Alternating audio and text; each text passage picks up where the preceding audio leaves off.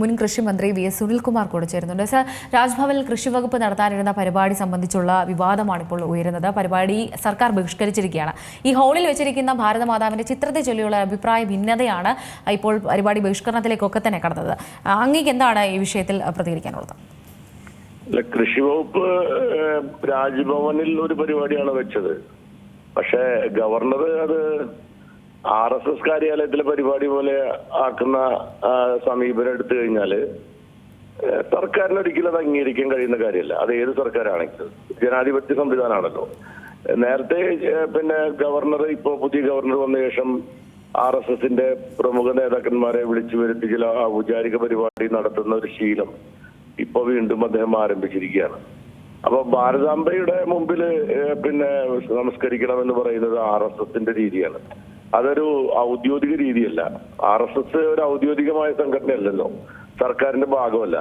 അപ്പൊ സർക്കാരിന്റെ ഭാഗമായി നിൽക്കുന്ന ഒരു ഗവൺമെന്റ് ഒരു പ്രത്യേകമായ ഒരു സംഘടനയുടെ, പ്രത്യേകിച്ച് RSS പോലെയുള്ള സംഘടനയുടെ ഔപചാരിക പരിപാടിയുടെ പരിവേഷം സർക്കാർ പരിപാടിക്ക് കൊടുത്തു കഴിഞ്ഞാൽ അത് അംഗീകരിക്കേണ്ട കാര്യം സർക്കാരിനില്ല. അതിന്റെ പേരിൽ എന്ത് പ്രശ്നം ഉണ്ടായാലും അത് നേരിടാൻ മാത്രമേ സർക്കാരിന് കഴിയുള്ളൂ. അപ്പൊ അതുകൊണ്ട് ഗവർണർ എന്ന പദവിയിൽ ഇരുന്നുകൊണ്ട് ഗവർണറിനെ രാജ്ഭവനെ RSSന്റെ കാര്യാലയമാക്കി മാറ്റുന്ന രീതിയിലേക്ക് പോകുന്നത് ഉചിതമായ ഗവർണറുടെ സ്റ്റേറ്റസിന് ചേർന്നൊരു പരിപാടിയല്ല.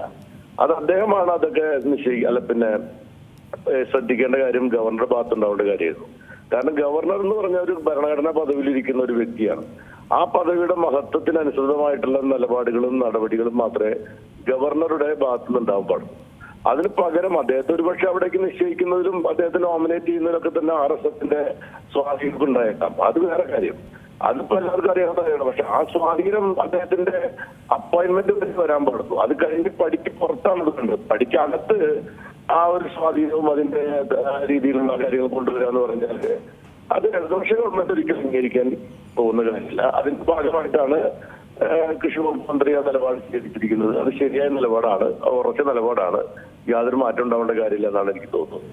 വളരെ നന്ദിയുണ്ട് സാർ പ്രതികരണത്തിന്. ഭാരതമാതാവിന്റെ ചിത്രത്തെ ചൊല്ലി അഭിപ്രായ ഭിന്നത ഉണ്ടായതിനെ തുടർന്ന് കൃഷിമന്ത്രി പരിപാടി നിലവിൽ ബഹിഷ്കരിച്ചിരിക്കുകയാണ്. സർക്കാരിന്റെ പരിസ്ഥിതി സംസ്ഥാനതല പരിപാടിയായിരുന്നു രാജ്ഭവനിൽ നടത്താൻ തീരുമാനിച്ചിരുന്നത്. മന്ത്രി പി പ്രസാദ് ഇക്കാര്യം വ്യക്തമാക്കുന്നുണ്ട്. പ്രോഗ്രാം രാജ്ഭവൻ നിശ്ചയിച്ച് നൽകുന്നതായിരുന്നു. സർക്കാർ പരിപാടിക്ക് ഉൾപ്പെടുത്താൻ കഴിയാത്ത മാറ്റം ഇന്നലെ വൈകിട്ടടക്കം ഉണ്ടായതായും പറയുന്നുണ്ട്.